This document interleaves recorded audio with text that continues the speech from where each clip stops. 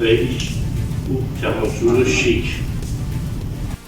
انگشت شست روی سطح. این بکندتون نباید بیاد بالا. عقب آماده. نه دست عقب. دست عقب‌تر. آها دست عقب‌تر. آها. چون پاشنه باشه دیگه حرکت شما کند میشه. این کارگاه ادامه دار بشه، مثلا ماهانه حالا مثلا برگزار بشه یا 2 ماه یه بار، خیلی واسه پیشرفت مربی‌ها میشه. اصلاح این مربی بیاد با پرتاب توپ و درست همون نقطه‌ای که مشکل داره و اون کاری که اون بازیکن باید درست کنه، اصلاح کنه، حرکتشو اون اجرا کنه. من با توجهی که من مربیگری درجه 3 و درجه 2 هم داشتم، ولی چیزایی که اینجا یاد گرفتم خیلی سطحش بالاتر بود.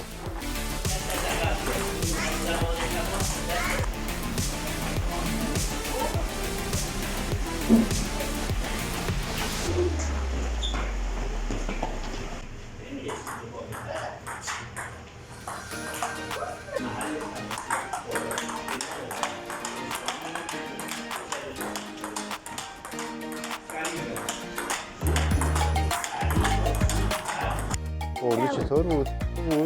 اردو خوب بود. آره خودش دوست داشت؟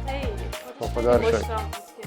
مرتب داشت تعریف میداد از تمرینات خوب که کرده، چیزایی که یاد گرفت. عالی، دستتون درد نکنه، زحمت کشیدید. انگیزه بیشتری گرفتن، با علاقه بیشتری میتونن الان کار کنن. اگه هر چه وقت یاد باشه خیلی خوبه. عالی بود. خب دلم میخواد بیشترم اتفاق بیفته.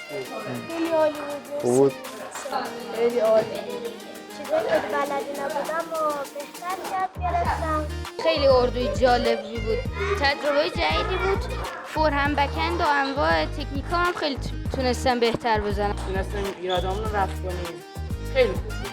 و بله.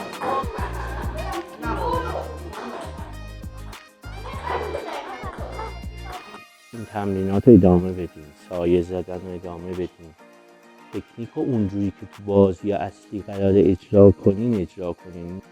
وقتتون رو دارین اینجا 2 ساعت هستین، 3 ساعت هستین، هر چقدر هستین اون زمان تموم میشه. حالا استفاده کنین هم تموم میشه، استفاده نکنین. خدایی که زحمت کشیدن، خلاصه همراهی کردن، اومدن، بیشتر از شماها اینجا نشستن. دستی برای خودتون بزنین. خسته نباشید.